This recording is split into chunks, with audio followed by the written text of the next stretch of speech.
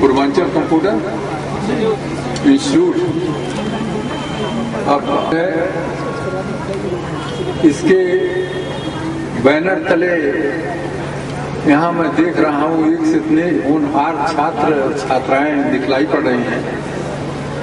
इनके भाषण से, इनके अंताक्षरी से हमको ऐसा लग रहा है कि निश्चित रूप से इन्हें जो शिक्षा मिल रही है वो बहुत अच्छी शिक्षा मिल रही है। उसमें कहीं से किसी तरह का कोई कमी नहीं है। आज हमारे बीच में श्री अरुण हुड्डा जी,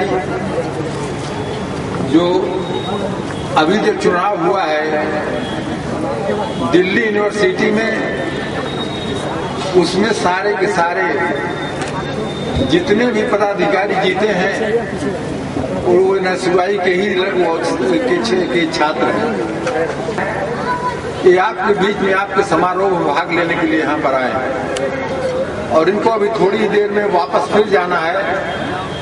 तरुण हुड्डा जी हैं, खुर्शीद भाई, आज नदीम भाई जो नहीं आ सके हैं, उनके स्थान पर एक प्रतिनिधि उनके हैं, प्रतिनिधि के रूप में आए हुए हैं। तो यार सतबीर की तस्वीर हमें एक टीआई के अध्यक्ष हैं और हमारे बड़े भाई यहाँ लाल साहब सिंह भी आकर के भी थोड़ा देर में आए हैं, यहाँ पर बैठे हुए हैं। भाई तबरेज का तो कोई कहना ही नहीं है। तबरेज भाई जो हमारे बिल्कुल हमेशा दिल में रहते हैं। तो पीछे हमारे देवानंद जी हैं और हम सबका नाम लेंगे तो हमारा ख्याल है कि हम लोगों के कार्यक्रम में कुछ ज्यादा व्यवधान है। हमको 3 बजे हमको भी जाना है और 4 बजे तक इनको भी निकलना है। तो मैं जितने भी यहाँ पर हमारे साथी हैं, अब तो मैं इतना जरूर कहूँगा कि जितने हमारे नौजवान हैं, जितने हमारे बुजुर्ग हैं, हमारी जितनी यहाँ माताएं हैं, जितनी हमारी बहनें हैं, जितनी हमारी बेटियां हैं, जितने हमारे नौजवान यहाँ पर शिक्षा ग्रहण कर रहे हैं और जितनी हमारी बेटियां जो यहाँ पर शिक्षा ले रही हैं, सबको मैं संबोधित। साथियों, इस इंस्टीट्यूट में मैं आज से नहीं बहुत दिनों से आ रहा हूँ और इतना मैं जरूर कहना चाहता हूं कि हमारे योग्य पुत्रों में हैं, हमारे परिवार के जो पुत्र हैं, ये लोग इतना अच्छा काम कर रहे हैं। एक लड़का भी नाम का है ओम प्रकाश जो है, वो भी है विद्यालय चला रहे हैं। तो लोग अपने एक ऐसी शिक्षा देना चाहते हैं कि निश्चित रूप से हमारे इसको यहाँ से अगर जाएंगे तो इनको कहीं से कोई भटकना नहीं पड़ेगा। इनको निश्चित रूप से कहीं न कहीं कोई न कोई कार्य मिलेगा, अच्छा कार्य मिलेगा। ये होनहार हैं, इनके इसी से निकलेंगे तो निश्चित रूप से अपने माँ बाप का सहारा बन करके निश्चित रूप से उनका नाम भी रोशन करेंगे।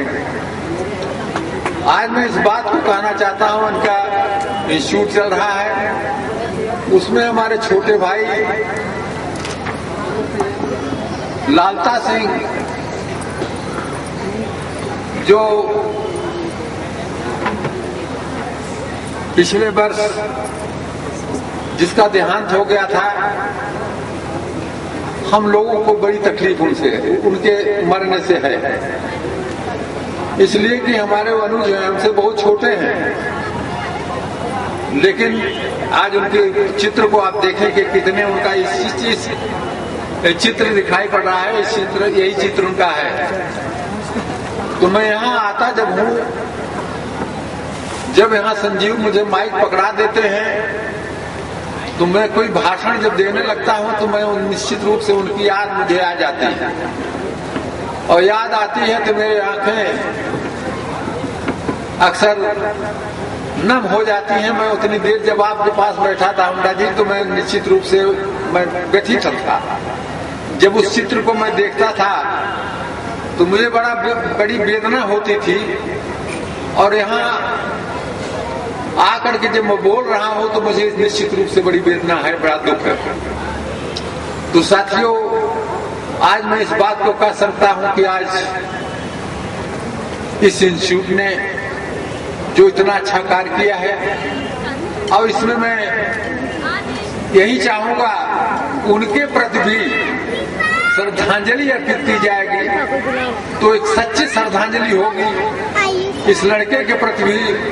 यही होगा कि एक होनहार लड़का एक अच्छा इस तरह का कार्य से इस तरह से आगे बढ़ रहा है, जहां इतने बच्चों को इकट्ठा करके उनको श्रद्धांजलि दे रहा है। तो मैं आज मुझे बड़ी प्रसन्नता हो रही है कि कम से कम इस लड़के ने बहुत कुछ कार्य ऐसा किया है। मैं इतना ही कहना चाहूंगा कि दिनों दिन तरक्की करते रहें। हम इतना कहें कि अपने पूरे परिवार को कहता हूं, जहां हमारी जरूरत हो, जहां हमारी आवश्यकता हो, मैं दिन रात इनके साथ चलने के लिए, रहने के लिए, उनके कार्यों में जितना हम सहायता कर सकते हैं उसको करने के लिए तैयार हैं। आज ये भी मैं इस बात को कहना चाहता हूं, कोई संकोच की बात नहीं। अब तो मैं वानप्रस्थ वाला हो गया हूं, लेकिन इतना जरूर कहूंगा कि जो मुझे अभी जिम्मेदारियां हैं, उस जिम्मेदारियां अपने परिवार के प्रति मैं निभाता रहूंगा, और जहां जब भी जरूरत हो उसमें कोई हमसे संकोच न करे, हम उसको पूरा करने के लिए तैयार हैं। इन्हीं शब्दों के साथ मैं आज अपने इस लड़के को अपना आशीर्वाद देता हूं, और मैं विश्वास करता हूं कि जो आप इस तरह का कार्य कर रहे हैं, इस तरह से आपका इंस्टीट्यूट बढ़ रहा है, और इसको दिन पर दिन तरक्की करेंगे। और मैं इसलिए भी आज कह रहा हूं कि मुझे मेरी जो आवश्यकता हो कभी मुझसे संकोच न करें, इसमें मैं भागीदार होना चाहता हूं कि मैं निश्चित रूप से आपका अब तरक्की में कोई भागीदार बन करके आपकी तरक्की देखना चाहता हूं। इन्हीं शब्दों के साथ भाई उमदा जी का स्वागत करता हूं। यहाँ पर आए हैं, और अब आप समझ सकते हैं कि दिल्ली यूनिवर्सिटी में वहाँ पर इतनी अच्छी लड़ाई लड़ करके ये लोग वहाँ सारी की सारी सीटों को जीत करके यहाँ आए हुए हैं। ये लोग तो सारे लोग बधाई के पात्र। मैं आज इस बात को कह रहा हूँ कि सारे देश में कांग्रेस के अलावा कौन सी ऐसी पार्टी है, कोई बता दे।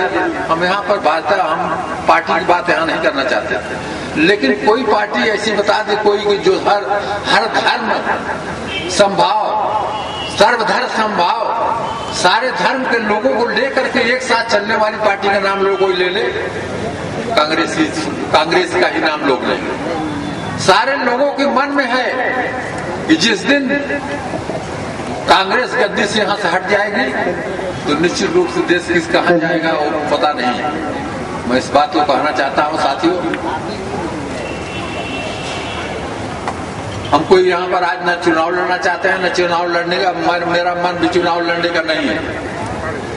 अब यही चाहता हूँ जो चुनाव लड़े उनके लिए मैं चलूँ और उनके लिए काम करूँ। लेकिन इतना मैं जरूर कहना चाहता हूँ कि जो आज पूरे देश को इतने दिनों से देश को चला रही है, जिस दिन नैया चला रही है, वो आज का हमारा देश कहाँ था और कहाँ चला गया। आजादी की बात, आजादी में हमारे नौनिहाल जो गए हैं वो कोई ऐसे नौनिहाल नहीं गए थे कि जो हम लोगों की उम्र के थे। अरे वो तो 30-32 साल के थे, वो जो आजादी में निकल गए थे। और अभी अगस्त में 9 अगस्त को क्रांति दिवस जो होता है, उसमें ही जब उन्होंने महात्मा गांधी ने सोच लिया, सारे अपने तमाम बड़े नेताओं के साथ बैठ करके इस बात को उन्होंने मंत्रणा किया, तो वहाँ ही हो गया कि ऐसा होता है, ऐसा हो सकता है कि अंग्रेज आगे न निकल सके, न यहाँ से जा सके। तो उन्होंने इस बात को कहा था, यही कहा था, करो और मरो। पूरा देश उठ गया था, सारे देश के लोग, नौजवान निकल गए थे, हमारी युवतियां, हमारी बहनें, हमारी बेटियां निकल गई। आज बहुत से ऐसे स्वतंत्रता संग्राम सेनानी हैं जिनका आशीर्वाद हमें मिलता है। हम यही कहते हैं कि हमारे लोग, हमारे पार्टी के लोग जो हमारे कार्यकर्ता हैं, वो उनसे मिलते रहे, उससे इतिहास को जानने का प्रयास भी करते रहे। ऐसा करना उचित होगा। मैं इन्हीं शब्दों के साथ इतना ही कहूँगा कि आज जो इस बच्चे ने इंस्टीट्यूट कायम किया है, आप लोगों का आशीर्वाद और आप लोगों की जिस तरह से आपकी भीड़ आती है, जिस तरह से आप लोग आते हैं, इसलिए आप लोगों को भी धन्यवाद देना चाहता हूँ, आप लोगों को बधाई देना चाहता हूँ। इस कार्य को, जो अच्छे कार्य को देख करके आदमी उत्साहित हो, हम उसको धन्यवाद देते हैं, बराबर हमारा कार्य। बहुत लोग ऐसा है कभी कभी जैसी में नहीं करते, लेकिन ये जैसी वाली काम नहीं, जैसी वाला काम नहीं है। ये तो ऐसे ही शिक्षा बिखेरी जा रही है कि जहाँ तमाम लोग पढ़ के जाएंगे और उन्होंने निश्चित रूप से अपने माँ बाप का ही खाली सहारा केवल नहीं बनेंगे, वो देश के लिए कर्णधार होंगे। इन्हीं शब्दों के साथ मैं अपनी बात को समाप्त करते हुए आप लोगों से प्रणाम करते हुए अपनी बात को समाप्त करता हूँ। बाद में बुलाना भाई, हम लोगों को देंगे कल्चर चला दो इसके लिए। कल्चर चला दो। संस्थान के स्वागत समारोह पर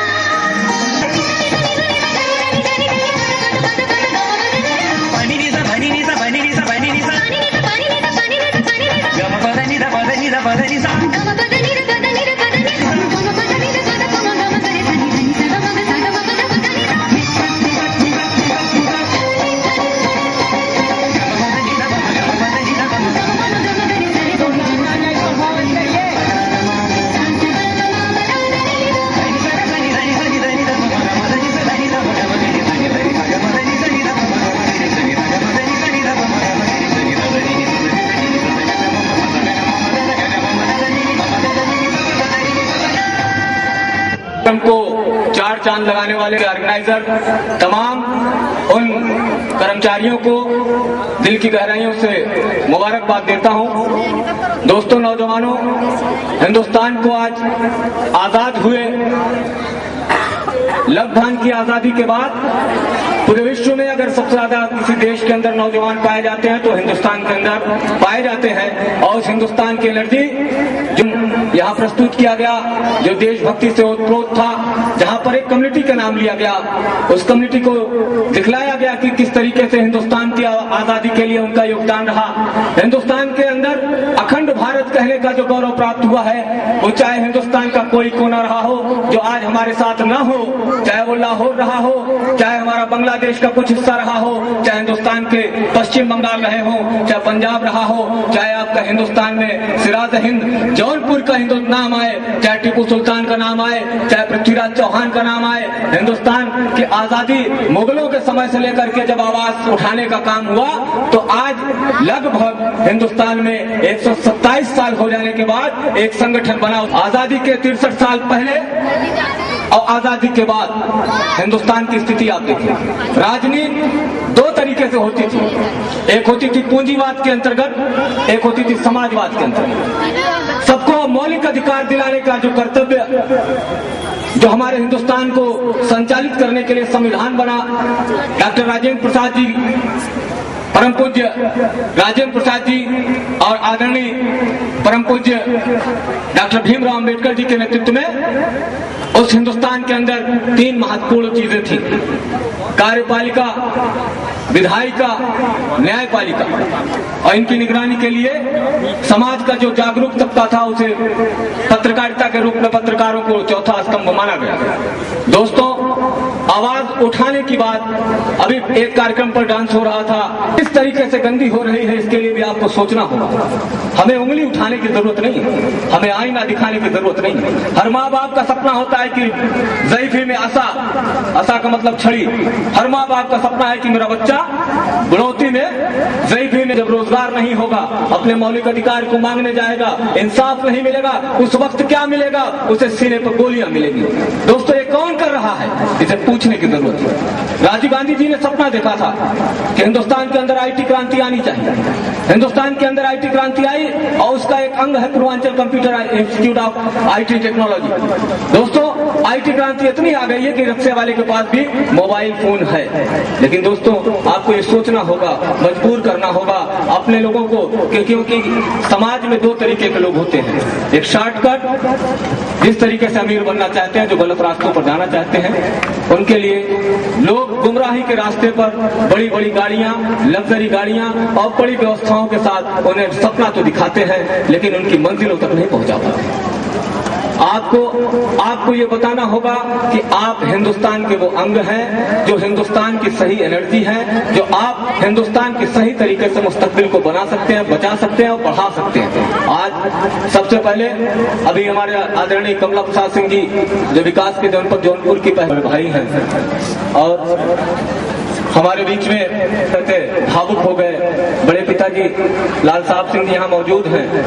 लेकिन सबसे बड़ी खुशी की बात है कि आपने जो अपने परिवार को संजोया, आपने अपने परिवार को जो पाया, आपने उस दीपक को जलाया जो अपने घर के साथ साथ समाज के मुख्य धारा को रोशनी पहुंचा रहे हैं, बहुत परिवारों को रोशनी पहुंचा रहे हैं। और आपके परिवार से जो रोशनी निकल रही है वो समाज को दिशा दे रही है। आप काबिले तारीफ हैं। आप चाहे पूर्वांचल कंप्यूटर इंस्टीट्यूट के माध्यम से रोशनी फैला रहे हो, Ghanshyampur degree college inter college के नाम से चाहे आपका परिवार रोशनी फैला रहा हो, चाहे हरिहर सिंह पब्लिक स्कूल के नाम से हो, ये आपके ही परिवार की रोशनी है जो शिक्षा को, जो प्रकाश को आगे बढ़ाने का काम कर रहा है। हमारे बीच में जिला सहकारी बैंक के चेयरमैन हमारे बड़े भाई आदरणीय पालिन सिंह जी आ रहे हैं, उनका जोरदार तालियों से आप स्वागत करें। स्वागत अभिनंदन और गुजारिश है आप लोग जोरदार तालियों से उनका स्वागत अभिनंदन करें, क्योंकि हमारे बीच में हमारे बड़े भाई लोग आ चुके हैं और यहाँ काफी देर से आप लोग कार्यक्रम का आनंद ले रहे हैं, बीच में कोई बाधा न बनूं, इसलिए दोस्तों